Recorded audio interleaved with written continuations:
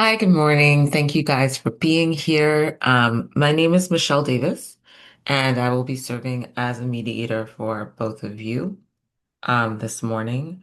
I want to thank you first for coming here and remind you that this is a voluntary process. I hope that we're going to be able to achieve a meaningful or beneficial outcome for both parties, hopefully at the end of this, or at least begin a discourse to get there. Um, we have a few just ground rules. I ask that you not interrupt each other, allow each other to completely finish your thoughts and statements, try and answer questions as completely as you can. And I just remind you all to always use respectful tones, language, and hopefully, we can have a discourse that is respectful and thoughtful and helps us to get to some kind of resolution. So I'll start with you, Sammy. I'd love to hear a little bit about why you all are here and what has brought you to mediation. All right, so hi Michelle, nice to meet you. I'm Daniel, and I came to mediation because I was working with Michael on this community project. It's for renewable energy and something that I'm really passionate about. Michael seemed to be really passionate about, and we had this partnership because I'm the person on the ground. I was the man on the ground. I know the community. I have a great rapport and trust with the community. And I did a lot of the legwork that really got this project off the ground and got it running, built all the community trust, had the local knowledge. He had no idea where to even go, how to get the investors. And I put a lot of my money into this project. And after, a year of really working on the project, having personal investment in this project, using my community connections to get it running and going, all of a sudden Michael started icing me out. He started making deals and having meetings with people, never spoke to me about it. I would be asked on the street about the updates on the project and couldn't answer the questions because Michael never invited me to the meetings. I would come to the meeting and realize decisions were already made. And, I thought that Michael and I were business partners, that we were equal in this situation. I literally was putting my best foot forward, put all again, a lot of personal investment in this. And then all of a sudden just got iced out. And every time I try to talk to Michael about it, he act like I was tripping. He tried to make it seem like I was angry. He tried to make it seem like I was being unreasonable, being difficult, emotional. And it's like, of course I'm a little emotional. This is my community. I'm the reason why this was able to even happen. I put my personal money on there, put my name and my connections on the street out there, and to just be completely iced out and not understanding why. I just need to understand. I need some clarity. I need to understand. Um, and we need to have some sort of resolution because this doesn't make sense. It doesn't make sense, and I'm not being irrational just because um I feel like I deserve some answers. Thank you. And so I guess I should have said this in my opening. I'm going to take notes. These notes are just for my personal benefit, and I won't be keeping them after the mediation. And I should also remind you both that this is a confidential session, and nothing that you say here can be potentially used in court. So thank you for sharing. It sounds like what you're seeking today is some sort of justification or conversation from Francis about, or Michael, sorry, about what happened and why he started interacting with community partners without you. Is that correct? Yeah, I want to understand that. And, at this point, it doesn't feel like this business partnership is going to work. And so we need to Okay. figure something else out. Okay. So if I'm hearing that, you're considering terminating the business partnership entirely. I mean, Okay. I'm open to figuring something out about the business partnership. Okay. Clearly, it's not working. All right. Thank you. Michael, could I hear a little bit from you about what's going on? Yeah. Thank you very much. Yeah, it is, you know, me and Daniel, we entered into a partnership arrangement. And for me, my understanding was that, you know, there was clarity in role. And for me, I understood my role was, I was responsible for things like financing, regulatory approval, and overall execution. Now, with that understanding for me, those roles require, quick decision making. And in in order to, you know, decide based on that, I went ahead and true, I did make decisions without involving Daniel. And the reason why I did that is not because I'm trying to keep Daniel out. I was just trying to get the job done. And I think the confusion here is maybe the misunderstanding on number one, role clarity, and number two, what it takes or how we are supposed to execute on those roles. And I'm hoping that from today's session, we are going to be able to, maybe figure out, or clarify the confusion that brought us to mediation. Or if not, we can talk about, all right, if the partnership cannot be continued anymore, then what's next?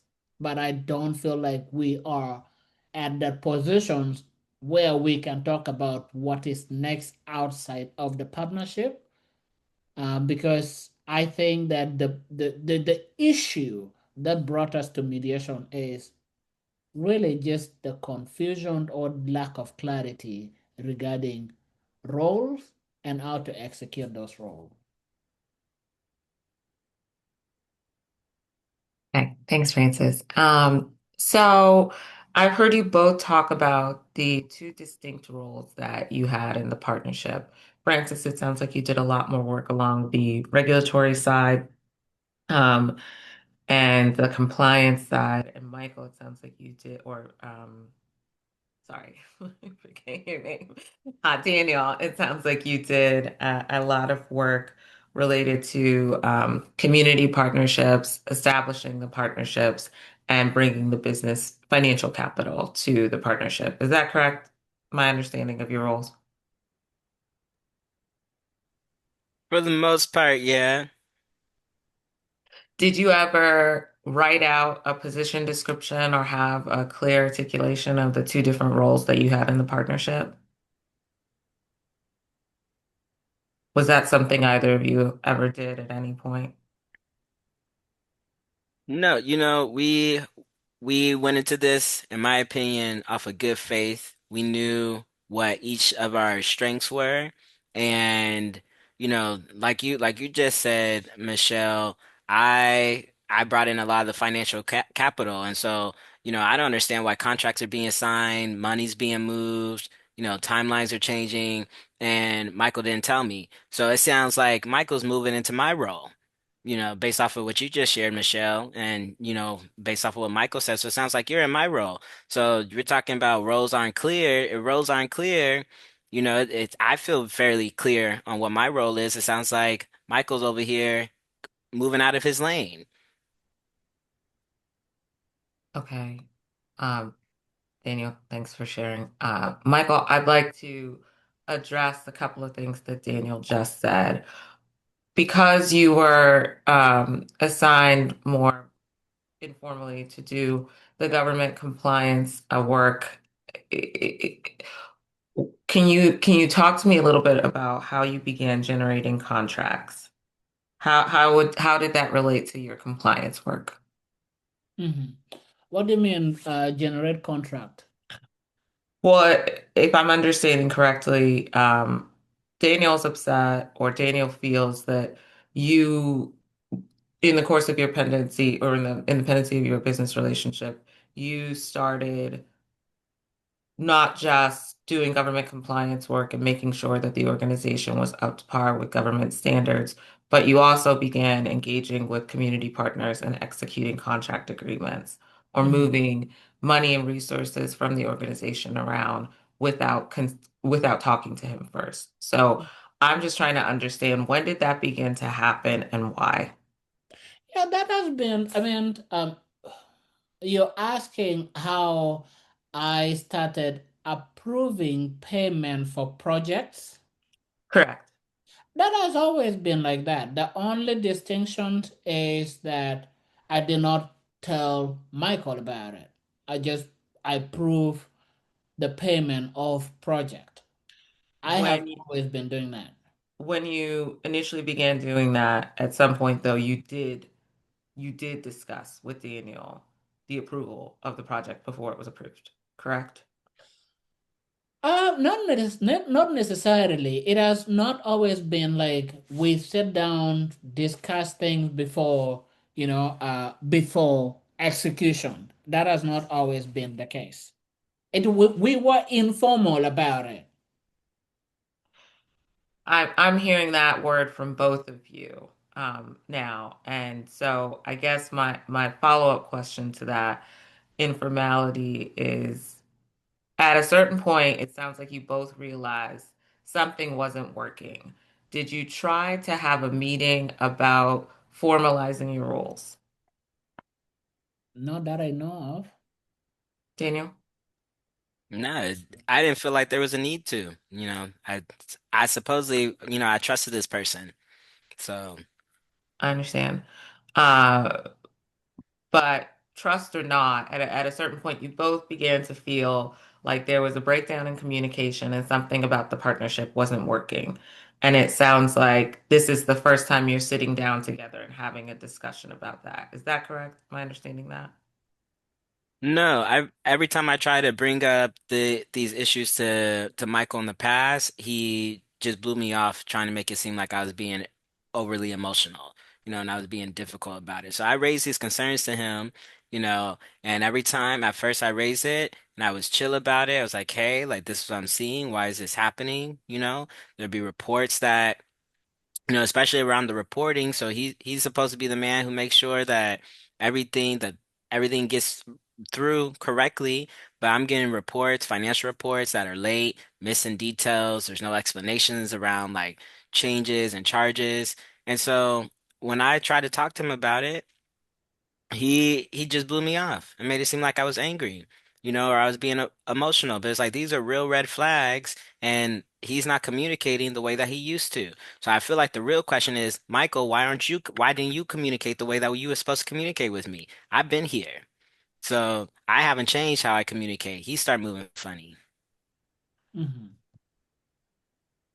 Okay, Daniel, I wanna try our best because that's your characterization and that's how you feel about the situation. But I want to do our best to allow everybody to talk without putting words in each other's mouths and to figure out what's going on here. So it sounds like at a certain point, Michael's conduct began to change, and you observed that the work product wasn't necessarily the same. Michael, would you say that that's a fair evaluation or assessment of what was happening? Yeah, I am honestly, I'm hearing the dissatisfaction with the work product for the first time here.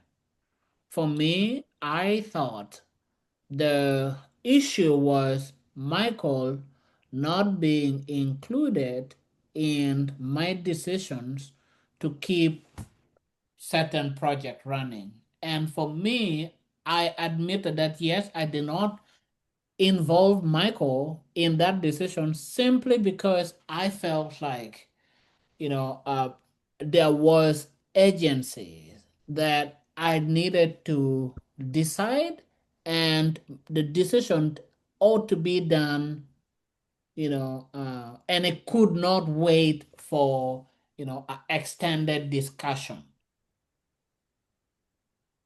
For me, that's what I thought is the issue. But if there is an issue with dissatisfaction, I mean, if there is dissatisfaction with the work product, I'm open to hearing about that. But I didn't know. Thank you, Michael. Daniel, can you talk to me a little bit about your satisfaction with Michael's performance and the performance metrics that you guys had in place internally? Sounds like you said that you had an expectation that he was doing compliance reports, and at a certain point, you observed that the compliance reports weren't correct or that information was submitted to the adjudicative entity without all of the fields filled out or without everything that needed to be in the report. Did you discuss that with Michael? Because it sounds like he's saying you never did. Like I, you know, Michael, I've told you already that I've spoken to you about it. You made it seem like I was being emotional or overly difficult. Like there's times where I would come to meetings and y'all already had conversations and decisions were already made. You were sidelighting me. I was confused by it. I've shared with you, Michael, all these things already. I already shared those things with you. You know, I would check in with other team members about some of the reports or what's going on, and depending on who I spoke to on the team, I got different information. And I hear, Michael, that you're saying that there was some urgency. If it's urgent, you could pick up the phone and call me. If we're supposed to be equal business partners in this venture, you could pick up and call the phone because when you want me to make a decision or you need a decision to be made, I always called you, make sure, because we were supposed to be 50-50 on this, and I gave you that respect. And so to me, there's nothing, we're not doing brain surgery. We're not doing open heart surgery, so no one's going to die if we take a few minutes to call and make sure that we're at one accord. And so I don't understand, Michael, what you're talking about regarding like urgency. If something's urgent, you could call me and we could have worked it out. So I've spoken to you about this, and I just feel that, you know, if we're supposed to be partners, if all the work in the beginning that I did for us to even get this off the ground, like there needs to be some acknowledgement about how you start moving funny with me, Michael. There needs to be some sort of acknowledgement about how you stop communicating with me, how decisions were made, how like all the labor that I did in the beginning is the reason why we're even having the success, like we're having the success that we have now. Daniel, So I'm it gonna I'm gonna stop you briefly, Daniel, because I wanna talk about something that you're saying and something that I'm hearing. I want to make sure that we're all hearing and saying the same thing, or say you're saying what I think I'm hearing and that Michael's hearing it.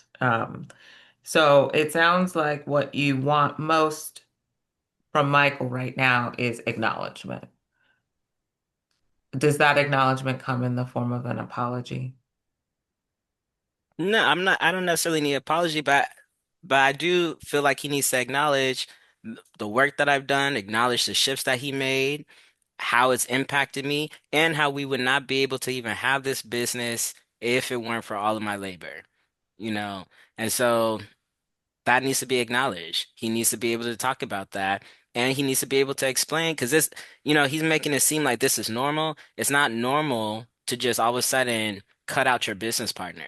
Like there's no justification for that. That's not normal to all of a sudden say, oh, well, I had to make this urgent decision that normally I would have talked to you about, but I decided not to do it anymore. What's the Okay. justification about that?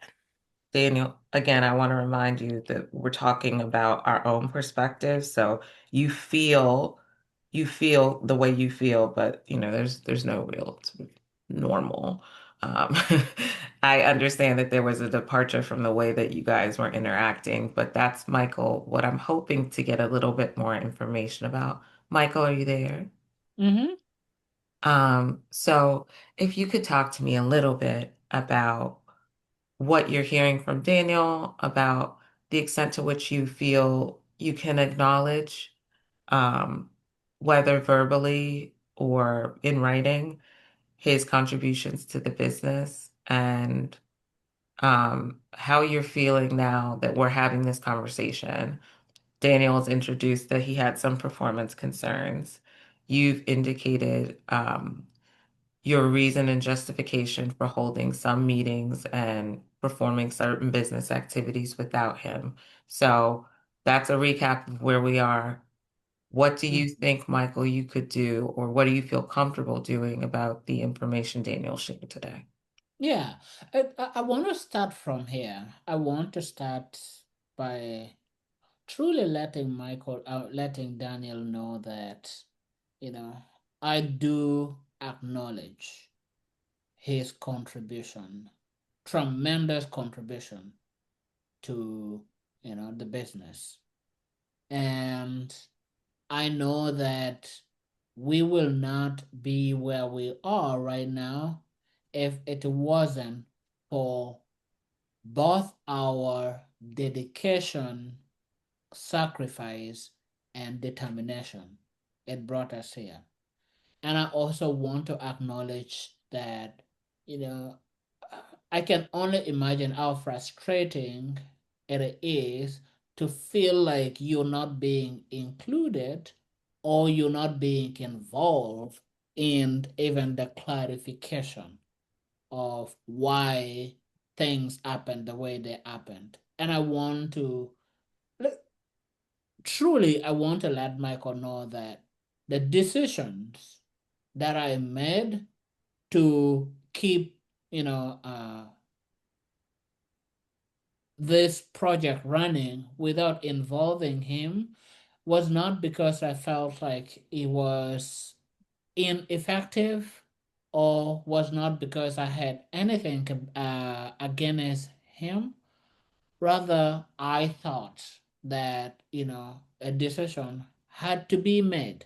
And me making that decision was purely on what I thought was in the best interest of the business and the best interest of ensuring success in this project.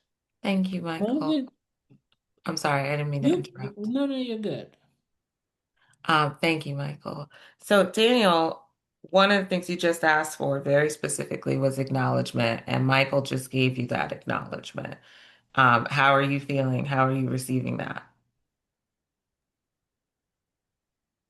I mean, so are you asking me if I feel like Michael just gave me that acknowledgement? Yes. Okay, I just want to make sure 'cause it sounded like you said he gave it to me, but I feel like that was kind of he acknowledged it, but he didn't explain, in my opinion, why he made decisions that directly impact my role. So I appreciate you acknowledging that I did the legwork and that my role was important in the beginning, and I'm still wanting to understand why you made those decisions without me because it directly impacts my ability to do my job and as a partner, Michael. So I want to understand that more too. So I appreciate you saying like, yeah, but and you saying that you made these decisions in an urgent way for the benefit the business.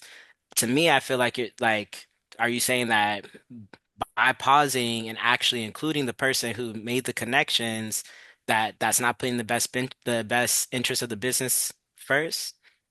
No, I am saying that, for example, with the energy project that I issued funding for without involving you, there was a tight deadline. There was a tight deadline, and you do know, since you were, involved in that conversation, you do know that the dead we were two I issued that funding 2 days before the deadline, so that was the deadline was part of it. And you also know in that proposal that if you fail to meet that deadline, the cost was more. So I thought it was number one, avoiding the increase in cost, and number two, avoiding, not avoiding, the deadline, trying to do everything within that deadline. Those were the two things. Those were the two reasons why I made those decisions.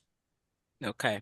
I hear that, and I just feel like again, you could have said something before, like 2 days, it could be a quick text, quick phone call, hey, this deadline's coming up. Um, Okay. And Yeah. so I appreciate you Daniel, explaining that, Michael. I really appreciate you explaining that. So that I have some understanding about why you made that decision. Mhm. And Okay. So before you I'm gonna pause before both you come parties in right now before you for come in mediator, I just wanted to say one thing. Uh, if I was in your shoes, I probably will also feel the same. And I just want to let you know that I am sorry. I should have included you, and I truly want you to know that it was not because of you. Those were the two reasons why I made those decisions. thank you, Michael. Daniel, do you have anything to say to Michael's apology? No. Okay. So it sounds like, Daniel, you were seeking justification for why Michael took certain actions. Michael, I appreciate your context and you providing some answers there. At the beginning of this, you both said that you would be willing to consider how to continue your business relationship.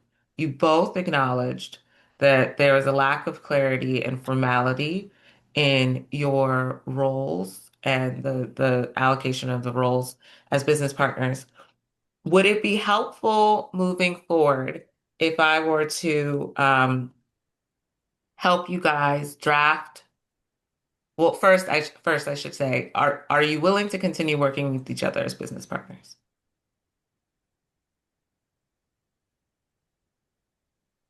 Yeah, for me, yeah. I don't see a reason why I should not work with Daniel. I have two options. Well, not I have two options. I feel like we have two options right now. We're either gonna continue working together, and if that is something that both of us want, then we have to figure out, okay, how can we ensure that moving forward we are fully aligned on what that will look like, what is expected of each of us? That is option number one. Option number two, if we feel like we are at a point where we cannot work together, then we explore what that would look like, you know. Thank So you, Michael. Daniel,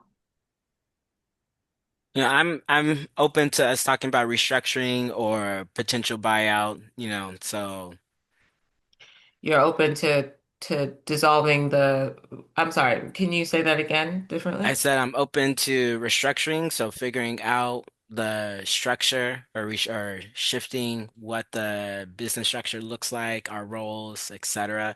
Or, if we want to dissolve it, Michael could buy me out of the business. Uh, so I mean, I think that's a really big fork to come to. Michael, it sounds like still wants to continue the business relationship. Daniel, maybe I can ask again. Right now, after this conversation, are you in a space that you feel comfortable continuing the business relationship with, as you said, a little bit more clarification on the roles and the allocation of responsibilities for each party? Yeah, I'm open to exploring either one of those things. Okay. Would it be helpful for me as a mediator to help you guys draft PD's position descriptions that maybe make uh, both of your roles a little bit clearer to one another that we can keep on file with the charter of the organization so that it's very clear what you guys expect from one another in your roles? Would that be something that would be helpful? Michael, would that be helpful? I think before we get to drafting that, Daniel, gave two things. Number one, discussing, let's say, buyout. What would that look like? And number two, future partnership or not future, continuation of this partnership. What would that look like? I think before you go into that, I'd love to hear what those two options look like before we get into the drafting. Thank you, Michael. Are you asking me that, Michael? Yes, I am. So I think, you know, Daniel, I think we can take a pause and sit and write out what we feel our roles are with the team, who makes what decisions, how we're going to make decisions, and then you and I can circle back to each other and see if we're in alignment. If we're not, then we can move towards if we're not able to come up with something, then we can move towards dissolving the business relationship. How do you feel about that, Daniel? I Yeah, mean, Michael.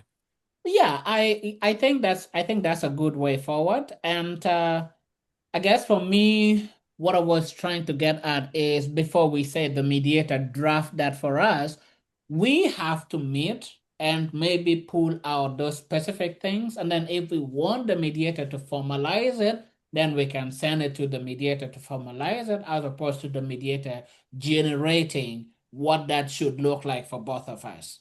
Yeah, I agree with that. I feel we can handle that outside. I That appreciate sounds you, great. Michael. Mhm. That sounds great, guys. And just to clarify, I was not going to just draft an agreement willy-nilly without your consent. I just wanted to help have, create a space for both of you to sit down and clearly articulate your roles. But it sounds like that's the plan, forging and moving forward. Um, again, I thank you both for your openness and willingness to be here today. I think we made a lot of progress in terms of just clearly articulating ourselves. Thank you both for being respectful consistently throughout and trying your best to use iMessages and not accusatory language. And, I'm going to follow up to this mediation session with an email recapping what we did today. And we can talk a little bit more at that point about timelines and benchmarks and what other services I can provide to you both in the future, should you need me again. So, thanks again, both of you, for being here. And I'll send that email at the close of, but before the close of the business day. Mhm. Perfect. Well, thank you so very much, mediator. I feel like you're right. We did make a lot of progress, and I'm looking forward to see what future have in store for both Daniel and myself. That's great. All right, guys. Bye. Bye bye. And on this note, we are gonna transition into our debrief right now. So request the uh, I request Harold and Paula to come back on the video, and let's start with Michelle herself. Now that you finished your simulation, how do you feel? How did it go for you?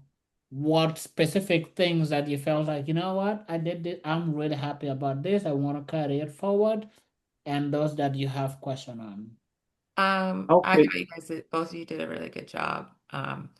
I always, the intro statement is the hardest for me because I always forget like major parts of it. And then I find myself going back and saying, oh yeah, and, so I do need to keep getting better at that with practice.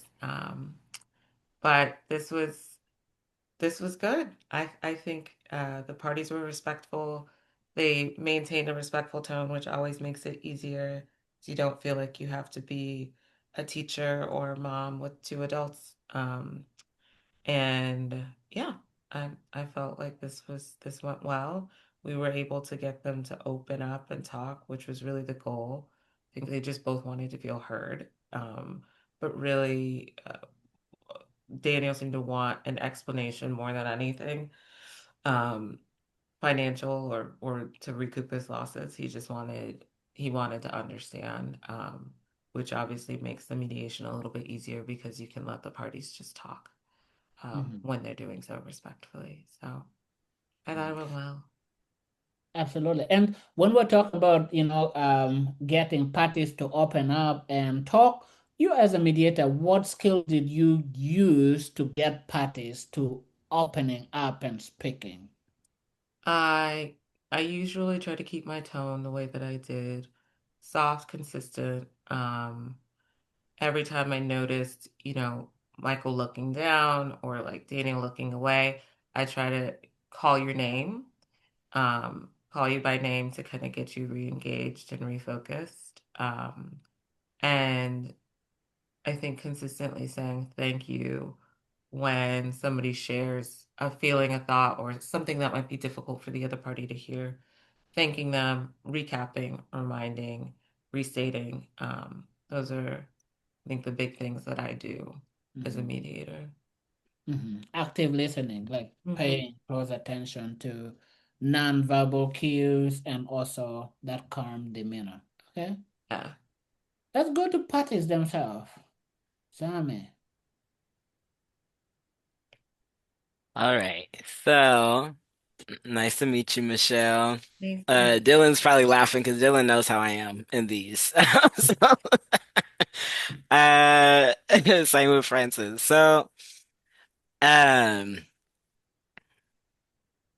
yes, I will say that the opening statement needs to be stronger. There needs to be some more confidence in there.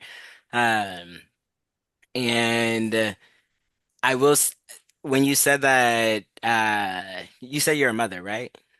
Yeah, his name Yeah. is actually Michael, so that was so funny when I was like, Michael, are you listening? Okay. Well, the reason why I asked that is because one of the things I wrote down is the opening statement felt paternalistic. And so it Yeah. felt like a parent speaking. And I was like, I'm not a kid. Like that was the first thought I had was I am not a child. Do not speak to me like I'm one. Don't give me these Listen, I ground can't help it. rules. That's just how I talk to people now. Okay. But But I will say, because of that, from the beginning, I was like, oh, I'm about to be hella defensive. Yeah, Hella defensive. yeah. And that's what you saw throughout it. Like, I was like, no, don't talk to me paternalistically. Um, and so I'd want to say, like, be mindful of that because the opening statement sets the entire tone of the entire mediation. And so from the beginning, I was like, I don't know if I'm gonna mess with this mediator. Thank Um, you. That's I, helpful. yeah. I also want to say I recommend trying to ask a question. I can't remember what question you had asked, but I wrote down instead, right, what did decision making look like in the beginning of the project? And Mhm. so I don't remember what question you had asked Michael or myself, or asked Francis or myself, but it was about our decision making, and it felt like you were leading as opposed to just saying, what did decision making look like in the beginning? So that the two parties, we can describe it, as opposed to you trying to describe it and give like characteristic to it. So how we ask questions are really important because of that. I felt like you were leading in some ways. And the way that the question was asked, it made me feel like you were on Michael's side. So that was the other piece. And I felt like that throughout. I felt like there was a lack of neutrality, like the tone that you used with Michael, and maybe because that's your kid's name, but the tone you used with Michael was very different than the tone you used with me. It felt like you were defending him at points. And so if I would say something that felt, you asked me not to characterize his feelings or his behavior.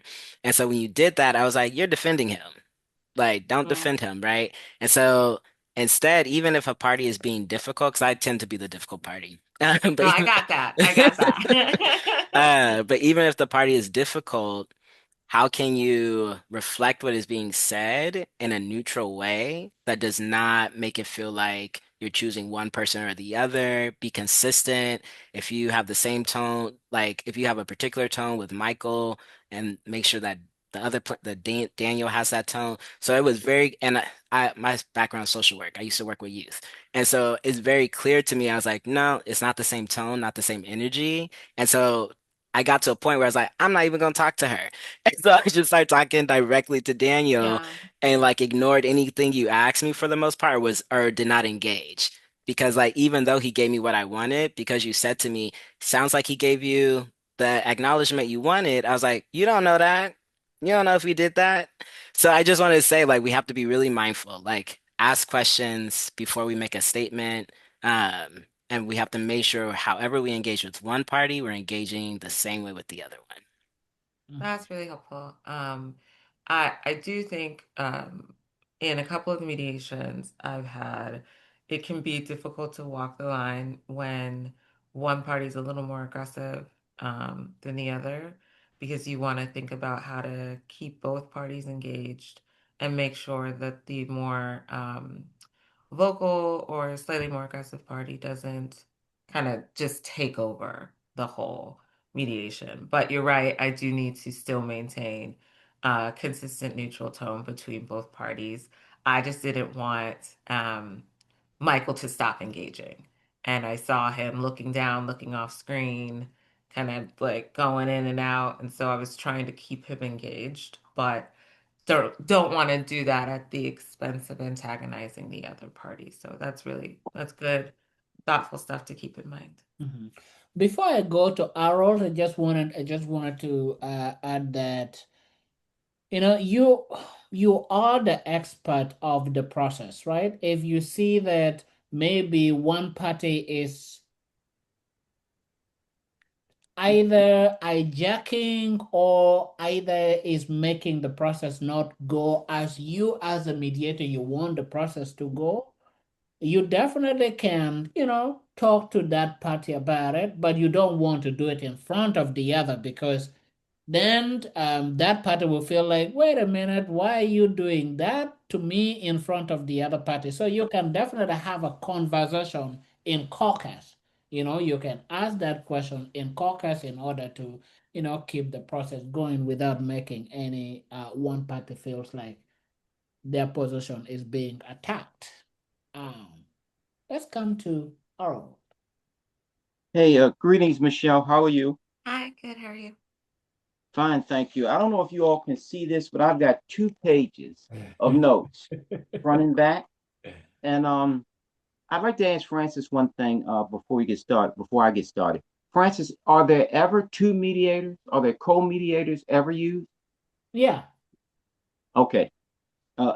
Michelle and everyone else, I finished basic mediation training. It was about 80 hours of training, and I have a follow-up this Saturday scheduled. And I'm in Maryland, so I'm very interested in what is going on. Michelle, and in reference to your opening statement, I thought it was great that you mentioned to the two participants this is a volunteer process. It will be a meaningful decision agreement, and you said that this will remain confidential. I thought that was great. Also, your reflections back to each individual to obtain clarity. And I thought you kept it moving along well.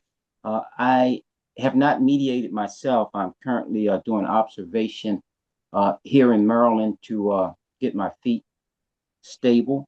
But I'm grateful for the invitation to witness what you all have done.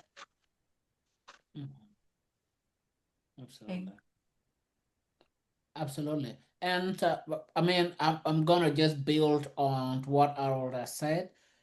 It's good that you pointed out this is a confidential process and this is a voluntary process, but the entire mediation is built on those principles. So it's not enough to point those principles in passing, you know, since those principles are the foundation of the mediation.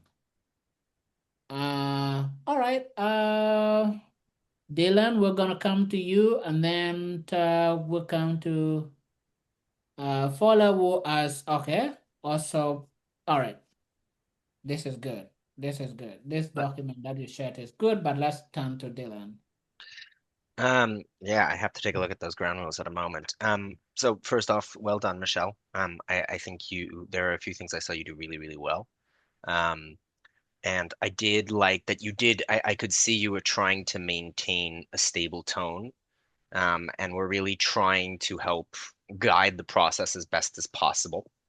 I think a lot of what I've already heard from the others, I would agree with. Definitely, you want to strengthen the intro a little bit also so you're not breaking up the flow of each participant getting the chance to share. I think what ended up happening with Zami was he shared, and then you realized you wanted to add things, so it sort of broke up that flow, which can throw participants off a little bit, especially if they're not feeling your tone. Um, I would be interested to hear what was your thinking behind deciding to do this process all in plenary? Did you feel that worked, didn't work? What are your feelings reflecting on it? They were being respectful enough that I didn't feel we needed to break out. And it really seemed like the crux of what each party wanted was to either explain or be explained to. And so I think that there's a little more success because, again, they were respectful. If they had been a little more aggressive toward each other, I probably would have said, hey, let's have a quick breakout and let me understand what it is you're doing. Or if I thought instantly after the intro that it seemed like it was going to have a very adversarial tone, I would have probably immediately gone into two breakout rooms with them. But no, I thought they were pretty respectful. So that was my thinking there. Okay, no, that's really helpful for me to also understand a little bit of your own process. I think it was really interesting for me. You ended up with two people who are both very interesting acting in these roles, but also have slightly different personalities and were able to showcase that in a very interesting way. And I think I agree with Zami that the way you were trying to manage it, you had someone who was really combative, and you had someone who Francis is always an interesting person to have as a mediator because he also sometimes problem solves automatically, and I don't think he's even realizing that he's doing it. Um, but there was one thing that I did see that I do want you to think about, which is you do a good job of reflecting. And I do hear you reflame once in a while, but I also want you to be careful about acknowledging. And I think Zami brought this up at one point. I have a note here. At some point, I think while Zami was talking, you said, that that's your perspective. There's no such thing as normal. Um, I did say and I that. think there was a moment where it was I did basically say that. like you've completely shut Zami down I did say and that. you turned around and then went to Mike to Francis and were like, okay, now you say this. And at no point did you say, hey, Daniel, I can hear you're really frustrated, but you went straight into, okay, let's keep a civil tone. There's no such thing as normal here. Let me move over. So just be very careful with that because that could completely shut down a party. At that point, it could be, oh, hell no, you're clearly on his side. And you basically, especially with Daniel, who's been talking about, I feel like I'm being gaslit almost. Hmm. You've almost repeated that process with him. So I would, yeah, I'd be really careful to also take the time to acknowledge. Daniel! Could see it on Zami's face The too. Like, Yeah! the timer is what Daniel! saved you. Because as soon as that happened, like my head kind of turned. I looked. I was like, we don't have time for it. But I was Yep, about to go in. I saw Zami's face. But just make sure that in that process, I think the one thing I was missing from you was acknowledging participants. And it doesn't have to be like super deep, but making sure you're taking the time to quickly acknowledge, hey, I get that this is frustrating, but I am in charge of the process and I'm trying to help guide you. If you don't do that, you do run the risk of having participants increasingly feel like this person is not only being tough on the process, but is being excessively tough on people. Yeah. And I do think that there were moments where when, like what Zami said, when you began to lead a little bit, it almost felt like I was watching a lawyer rather than a mediator because at that point I was this person is almost cross-examining the participants, which makes sense, but you want to take the time to give them space. Yeah. The other thing Um, is that's like my biggest problem because I am a lawyer. I, I'm I'm aware, and it's totally normal to want to do that, and it's something that some mediators, myself included, don't always do very well. But it's also about finding a good balance, about also being careful to acknowledge that, this is a difficult process, and that at the end of the day, it's about the parties. Which brings me to my other thing. Be very careful about um, not trying to push the mediation in a certain direction. At one point, um, you had been talking about, it sounds like you guys would be open to continuing this partnership. And Michael kind of said, yeah, I might be open to looking at something. And Daniel said, well, I'm thinking of maybe a buyout or a full restructuring. And you said something along the lines of, oh, that's an extreme fork to come to, or oh, and what was really difficult about that is you basically made it clear that you were kind of hoping they were going to go in a certain direction. Rather than turning around to the party, and I think Zami touched on this and saying, what does that look like for you? Like, let's actually talk it through. Like, do Mhm. you want to be bought out? Is that, what would a buyout mean for you? Like, focusing more on the question of what does this look like for you might have got Daniel to be like, well, no, I don't really want to be bought out. But by you sort of saying, oh, well, I didn't realize we were going in this direction, it almost made it sound as though you had an opinion of what solution you wanted to go in. And I think that can also end up alienating parties because if Daniel's not sure, he may suddenly feel like, oh, this person is trying to, fix this partnership, and I'm not sure I want that. And that the reason I asked you the question about caucus versus individual is that might have been a moment for me where you might have considered splitting apart and getting Daniel alone and saying, hey, I'm hearing from you now that you're not so certain about the partnership. Like, tell me what a solution would look like for you. And maybe one-on-one, Daniel might have said to you, like, I don't actually want to dissolve the partnership. I'm tired of Michael undermining me. Mhm. We don't know. But just food for thought. Be careful about making it seem like you are pushing for a specific solution. It is at the end of the day, the parties will have to come up with something if it's going to be sustainable. Mhm. But Thank you. otherwise, like I said, I did think you were really good at being tough on process. I could see that you were kind of keeping things moving forward. Um, yeah, I would be careful about the tone, but I also think you've got all the makings there to actually have a really good mediator's voice. So, um, well done. I know this is not always an easy one. Mhm. Excellent.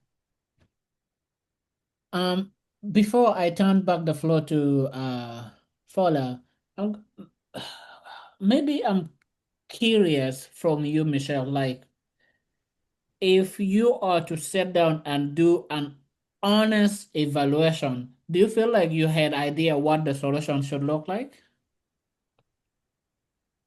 Yeah. So I think that both Dylan, both of them are right. I saw that the parties, I do think sometimes I need to be careful about this. I come from like a Mhm. very feeling space. And when it seems like the parties still have some measure of relationship they wish to preserve, I always want to move in that direction, move in that Yeah. that interest in like just preserving the peace between two people, who at one time were cool enough that they wanted to be business partners. Mhm. So, of course, I'd like to see them come to some sort of resolution that involved maintaining their business relationship intact and their friendship probably. Um, but it's my job, like Dylan was saying, to do a better job of not showing my interest in the two parties and the kind of relationship I want them to have, and to Mhm. instead allow them to guide the process a little bit better. So I definitely appreciate the feedback. Um, and I'm sorry if I seemed like I wasn't listening to you, Daniel. I'm sorry. I'm sorry. But it's good. It's good. It's good for me to know. And I really liked your note about uh my parent voice. I don't even realize I'm doing it sometimes. I really don't. It's how I talk all the time to the little boy. So, but that's not always great when you have two parties in conflict. And I don't want, you know, my roles in my personal life to impact my ability to seem neutral to parties Hey, in I've conflict. got one question. This is Harold Michelle. Are you Yeah, a trained attorney? I am. Okay. Mhm. Absolutely. Now let's come to Paula. Hello, Michelle. How are you today? So, Hey, fine.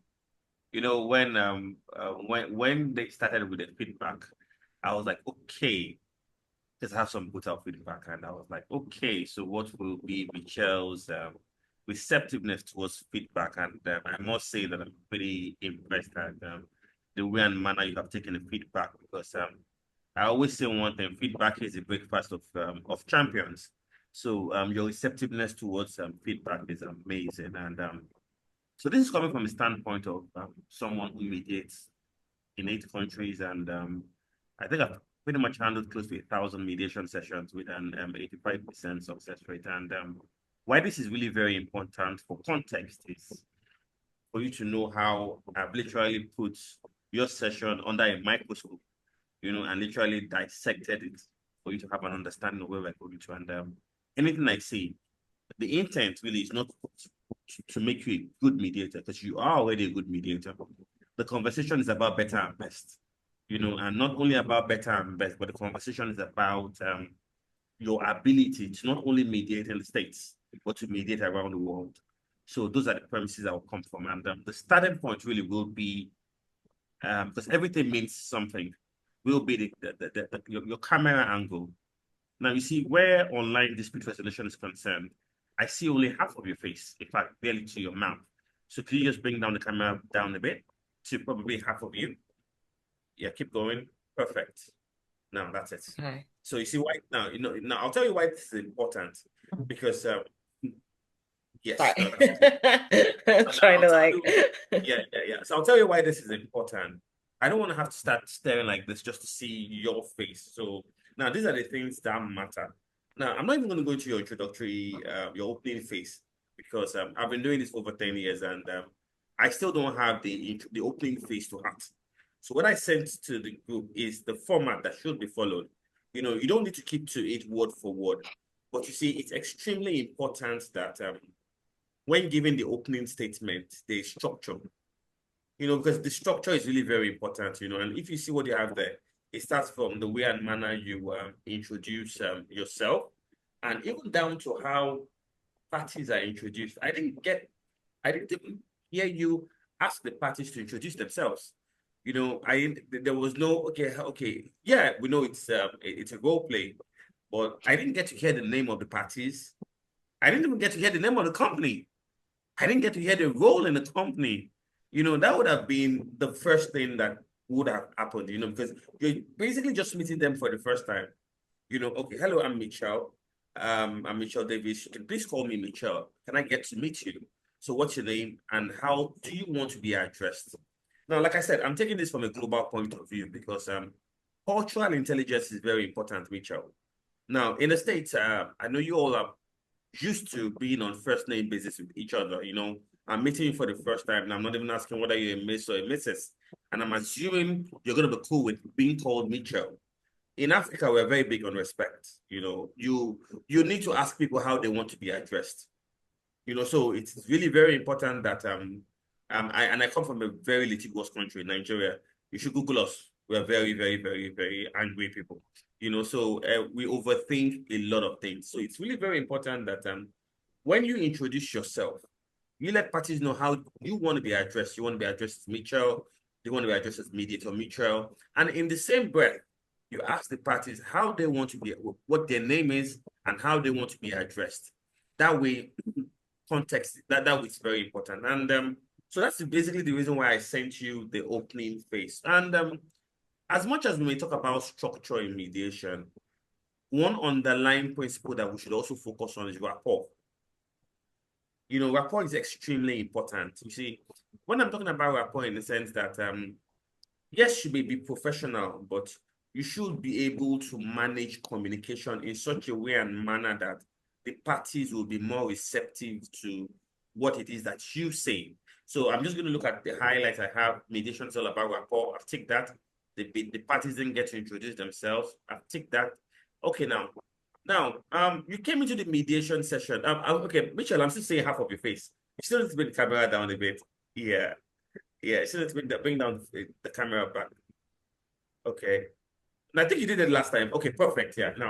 Now you came to the mediation session, assuming Daniel and Dylan, they know what mediation is all about. What if this is the first time coming into mediation? So there has to be, even if it's just maybe 3-4 minutes, a brief introduction on what mediation is all about. Your role as a mediator, what it is you're trying to achieve, among so many other things. So it's always best when you come into mediation session with the mindset that the parties don't even know what mediation is about. All they just know is that they are in a forum where they're trying to work themselves to have an amicable resolution of the issues in contention. So, even when you're done with the opening statement, like what I sent to you, it's always important to pause and ask the parties whether they have any questions. Why? Because they may have questions on what it is you're about to do. They may have questions on the timing to know how long the mediation session is going to take. They may have questions on pretty much anything at all. That ought to have been asked at the opening phase. Now, I noticed in between when one of the parties was speaking, your video went off. I think you switched off your video for a bit. Now, that should never happen in mediation, especially when it's online. There's a reason why it's called online dispute resolution. And there's a reason why all video, yeah, your video went off for a bit, probably maybe less than maybe 10, 15 seconds or so. You know, I think, and at that point, I think Daniel was speaking, you know, yeah, oh, okay, maybe it was a technical glitch. Oh, did you notice that too? Was it from your end or was it from my end? Okay, yeah.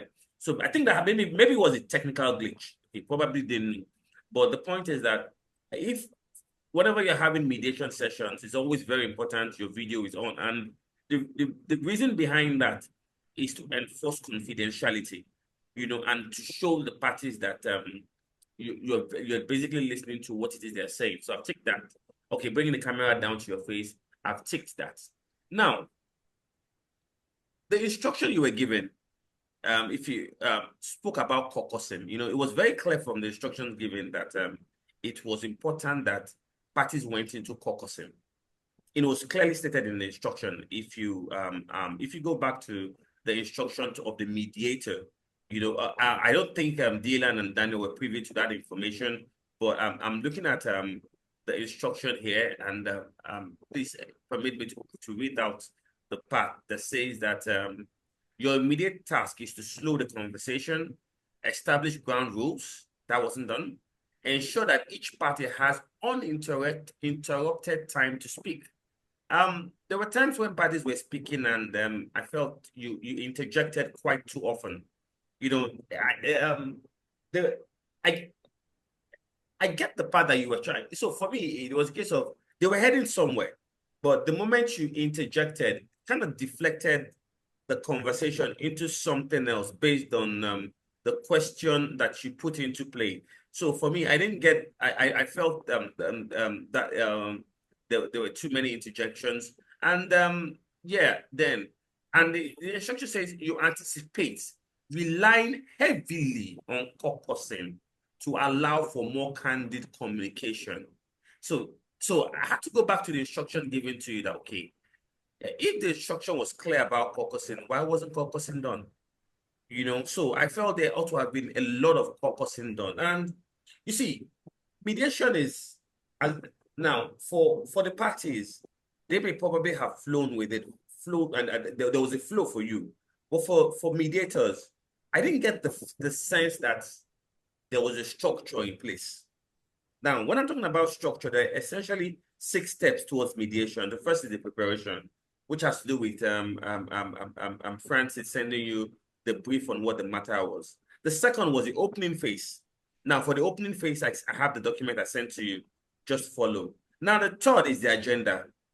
You know, context is very important. I kept asking myself, okay, fine. So what does Daniel want from this mediation session?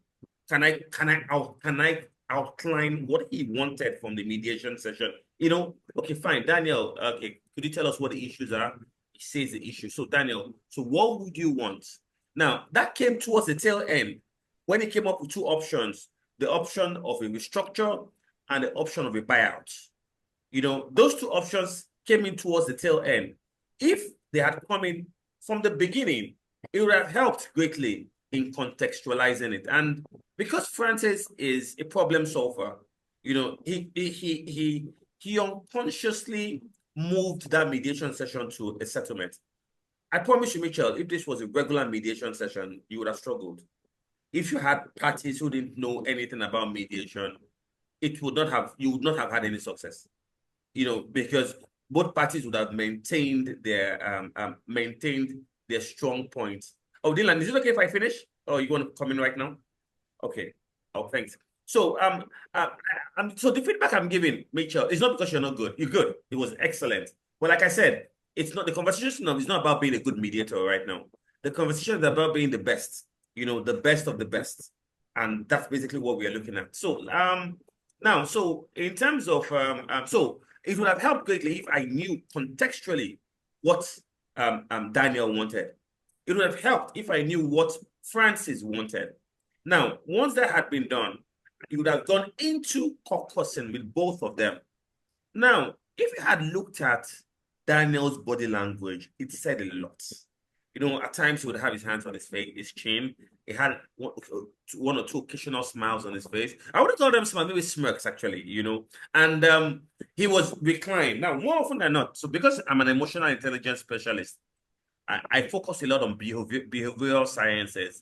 You know, it wasn't that when people are receptive to what is being said, they come closer to the screen. When people are not, they move back. You know, so he was pretty much back, you know, and I could see the occasional looked on his face. You know, these are things that because you see, human beings are more emotional than logical.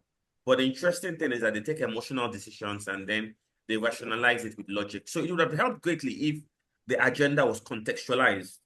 1, 2, 3. This is what Daniel wants. 1, 2, 3. This is what Francis wants. Then you probably harmonize the agenda. Then you take them one after the other. So, Daniel, on the issue of restructure. So, can I have when you talk about restructure, do you want to give context to restructure? Are you talking about restructuring in terms of share capital? Are you talking about restructuring in terms of bringing in new people in? Are you talking about what's your definition of a restructure?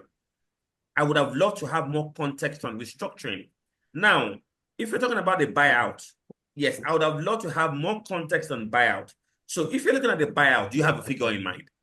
You know, if you're looking at the buyout, what type of buyout are you looking at? Do you want to put all of this on the table for Francis to look at, and then we walk our way, you know, through all of that. So these were things that I saw, but if I'm now going to probably just give a holistic assessment, so on the following headings. Now, for your opening statement, like I said, I'm happy they all also alluded to it. Now, the solution to your opening statement was the document I sent. You may not have to follow it word for word, but you know it will guide you greatly to just basically look at it. So that takes care of the opening statement. Your coordination between parties, yes, was good. You know, I like the fact that you were able to have conversations with the parties. I like the fact that you were able to establish rapport. I also like the fact that you were able to show the willingness to collaborate. Now, the caucusing, there was really 0 to none. There was no caucusing. And I felt that for a mediation session as sensitive as this, you know, because so what I couldn't really ask was that, I couldn't get was that the issues, did they also have to do with a bit of ego trip on the part of Daniel or on the part of Francis? You understand? Were there other underlying issues outside of what was mentioned that would probably help you, you know? And as fantastic as the plenary may be, as open as the plenary may be, on the side of the parties, there's the awareness of the fact that the other side is there. So I'm going to have to be a bit careful about what I say. You know, I'm going to have to be a bit guarded about what I say. So, but once you go into caucusing, you know, the parties have this feeling of they have this sense of being alone, and they can even get to say quite a lot of things. You know, so for the caucusing, I think we could have done better. Now, of course, there was a lot of focus on positioning, which is what all they said they wanted. I want this, I want this, I want this, I want this, I want this. But the interests, why they say what they want, you know, and that is the arena that as a mediator you should play in. The parties play on the arena of positions, always taking to what they want. The mediator plays on the arena of interest. In fact, the job of the mediator is to take the parties from the arena of positioning and bring them into the arena of interest. So, yes, you want restructuring. There's an option of restructuring. Why do you think the option of restructuring will be the best way out of this issue? Yeah, don't you think that maybe there are one or two underlying issues that we could have looked at? That's interest. Okay, buyout. Why are we talking about a buyout now? Why do you think a buyout will be the way out of this? And you know the interesting thing is that when the parties get to speak enough around this, they get to even see the reason why one option will work well. So I didn't get the feeling that the parties played well in the interest space. Now, in terms of your disposition and demeanor, you have something that works very well for you, Mitchell. You exude confidence. You know, sometimes, and that confidence is good because you see, one thing we don't talk about well enough is the energy of mediation. You know, nobody comes into your mediation and wants to take over your mediation. your voice wouldn't even allow that, you know. So you have this presence that this presence that manages the mediation session. And I think I heard someone asking and they said you were an attorney. So I like the fact that you see that confidence is there. You know, I love the way you took control of the mediation process. You know, that was for me, that was beautiful, you know. And but overall, you understand, I also liked your reframing and your summarization, you know. You were able to basically kind of capture what they were saying. Of course, your composure was beautiful. But all in all, the summary of of the evaluation, you know, I think you did well. I'll be very honest with you. But like I said, um, if that's basically not the conversation about today, you know, the conversation is about yes, you're good, but how can you be better? Then the conversation again should also be about how if you leave the United States and you come to Africa, you know, or Lagos, Nigeria to be precise, and you want to mediate, you know, how will you be able to manage it? Because one undirected conversation that I think is also very important. Really, two things actually. Number one is a function of style. Everybody has a style, you know. So I would just want to call attention to your own style. You should have an idea of what your style is, and most importantly, too, there's also cultural intelligence. Cultural intelligence is key. You know, cultural intelligence in a sense, in a weird manner, you to have an understanding of the fact that I mediate in this way and manner in this space, would I be able to mediate in another space? The last but not least is this, and like I said, from a global point of view, is the awareness of the fact that we all have an accent, you know. So it may not be a problem for every other person. I thought you spoke a bit too fast. So I literally had to catch up, you know, but like I said, it's not something that so for those of you in the States and all that, it's okay. But for someone from Africa, I had to, you know, really kind of catch up. So if outside the shores of the US, you have to mediate outside, be conscious of the speed, you know, to be able to really get the attention of all. And I want to also apologize in advance if my feedback was a bit brutal. I just felt it just needed to put everything in perspective. And that's just basically it. Thank you very much. Thank So you so much. Dylan, I noticed your hand was up. Do you have Francis, go ahead if you No, wanted to finish your thought. no, you. No, I just wanted to add one thing based on something Fola just said, because I think it plays to a strength of yours, Michelle.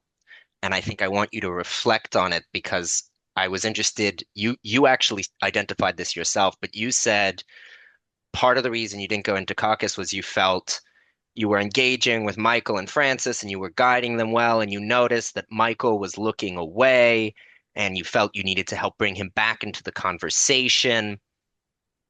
I think the instinct was right. I think you were doing a good job of reading the parties, but I think that what you came up with was trying to bring them back into the space under your immediate terms. And I think that the instinct that you have there is the right one because you're realizing this person is becoming disengaged. But I think rather than thinking to yourself, let's put them back where they were before, ask yourself, what might be a different way of engaging with them? Because that might have been a really good moment to say, hey, we're going to switch into caucus really quickly and to say, hey, Michael, I notice you keep, kind of looking away and you seem a little uncertain about things.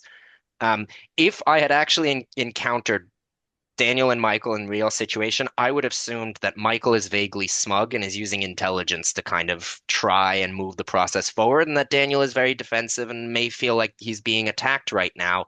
And I'm actually not sure I would have kept them in the same place for that long because my worry would have eventually been what happens if at some point Daniel becomes convinced that Michael is still kind of viewing him as the whiny business partner and is just, patronizing him. And I think you caught an instinct there of Michael seems disconnected. And then you just tried to bring them back to the original position. So I think what Fola said about thinking in terms of communication and body language, I think you have the right instincts. I think I would really challenge yourself when you find yourself in those situations. You're thinking a little bit like a parent of we need to confront this problem. You do want to do that. But in this situation, given the complexity, that might be a really good moment for you to kind of pull out the let's talk one-on-one and figure this out. just a food for thought because I thought you clearly picked up on something that was really important there. Mm, absolutely. Can I say one thing real quick, Yes, Francis? please. Sorry, Please. I just want to say, Michelle, that I do feel like it was a good call to keep us in the big room. I know I didn't say that before. I do think it was a good call because I wanted Dan or Michael Francis to directly talk to me, and I wanted to talk to them. And so when I did get interrupted, part of it was because I was like, don't like part of the defensiveness that came out in the character was I want to tell him how I feel. I want him to say in front of other people that my contribution is important. He needs to admit that in front of people. So I think sometimes it's actually, I felt like that worked in your favor in this situation because based off of my character, I was like, no, he wants him to kind of eat crow a little bit and be like, yeah, you are important. This couldn't have happened if it weren't for you. And so I thought that it was good that you kept us in that session because I want to talk to him directly anyway and say, no, you're not gonna make it seem like I'm just tripping. So I know other people thought maybe do the caucusing. Um, but I felt like that was a good call. I'm going as a party now. As a party, I was telling you what you wanted to hear as a party. And I think that so whereas you as Michelle, I know we're spending a lot of time on caucus, whereas you as Michelle can call for caucus, I think constantly reminding parties that they have that option is the safest way forward because then if parties feel like there is a need for it, they can initiate that themselves, you know. I think the last question that I wanted to ask is, and this is now, it's gonna open for just a 1 minute discussion, is if you remember something down the road, do you go back to like maybe I want to hear from like everyone here. Michelle forgot few things in our introduction, and then after Zami finished his opening statement, she was like, "Oh yeah, I remember this." Then she started explaining those. I'm curious, assuming you were the mediator, you remember something that you forgot to share late in the process. How would you handle it? Okay, can I go first? Yeah. So for me, you mediation, the cornerstone of mediation is flexibility. And I think that point needs to be emphasized that parties are human beings and it's really very, very okay to forget. So if I had to choose between a point being added and a point being excluded, I would always choose a point being added. So it was very important that she needed to say those things because those are the features of mediation. So yes, it can come in at any point in time. However, like I said, it will help greatly if there was a guide. And that's what I said. Everybody needs a guide. So even if she was not going to follow it stricto sensu, yeah, but if she probably had it open on her screen, she will probably she would remember that, okay, I think I need to say this. I think I don't need to say this. But because it was basically extempore, it came from my head. That was why it felt as if things were not being sequential. So what I have there is most like it's just like a guide, really. So if the simple response to your question is yes, it can be added at any, even during mediation, even when parties are speaking, she goes, "Oh, I'm so sorry." And you see, when that happens, I'll tell you what it does. It humanizes the process. It shows that okay, fine, she's human. It shows that, and as a human being, people tend to forget things. So yes, the simple response, it can come in at any point in time. That's my own Zami? feedback. Let's come back to Zami since it was after your opening statement. That's when Michelle remembered few things that she forgot in our opening. Like, how did that made you feel? So because what I said was not acknowledged first, I did not like it. And so yes, it humanizes the person. However, in a mediation, to me, or any discussion, regardless if it's a mediation or something else, when someone shares how they're feeling and what's going on for them, for the response, the first thing that comes out of someone's mouth to ignore what the person said, again, like completely is like, all right, like defensiveness, right? So if there was some acknowledgement first, um, then I would have been fine with it. Because it could have even been like acknowledgement and, could have said, I'm so like, thank you, Daniel, whatever I said. I don't remember what I said, but acknowledgement of what I said and then say, I'm so happy that you all are being so open, or it's great that you're being so open about your discussion, how you're feeling. Everything here is confidential. And so it's important for us to keep that openness going. So like Mhm. I would just roll it into how I'm responding to them and like, cause affirm, do the reminder of confidentiality, and then just keep going. I don't have anything else to add. I think yeah, it- it's not in dispute that you can add, anything at any point in time, but you definitely before you add, you definitely have to acknowledge, what the other party said, before you come in to add, what you felt like you should add. Dylan, is Yeah, line up? yeah, I can only add. I mean, everything you guys have already said already makes a lot of sense for me. I think if you realize you've forgotten something, it is good to still bring it in. It is important to recognize the flow of where you're at and where parties are at. If parties are in the middle of having a really heated debate, stopping them in the middle to say, "Oh, by the way, I forgot to mention that this is a confidential process," can be more um, enraging and disruptive than helpful. That being said, there are times when it is okay to interrupt. And I would, I see Fola has added some really good ones on there, but you are still in control of the process. If parties are becoming abusive towards each other, if parties are constantly answering the phone, if parties are doing things that are actively disrupting the process, then it is okay to step in and say, hey, by the way, I know I didn't mention it before, but I am going to ask you guys to turn off your phones during this process. So it's also about recognizing the balance. You do not want to do anything that disrupts the process. If the process is already being disrupted, then it is okay to step in as the person who is in charge of that process and say, hey, I realized I didn't mention this, but just to clarify. And that can be phones, it can be someone saying, I'm gonna, report all of this to my lawyer. It can be making clear to parties, I'm here to facilitate this process, but this process is about you guys. So if parties are going through the process, you do not want to disrupt it to add in a note. You should find a good moment to say, I as Zami said, if you're able to roll it in, and if not, you can say, hey, I want to just take a quick moment to mention something I forgot, which is just so you guys are aware, this process is 100% confidential, or I'm taking notes, but they're going to be destroyed after this. Um, if you can make it organic, that's great, but I know that sometimes that's hard to do. I struggle with that. So, but just remember that it is really the idea of setting all of these norms is to guide the process and to make sure that people have an understanding of how this is working. If they are the ones disturbing it, it is okay to say to them, hey, you know, I am going to ask you guys to do this. It's the only thing I wanted to add. Thank you so very much, Dylan.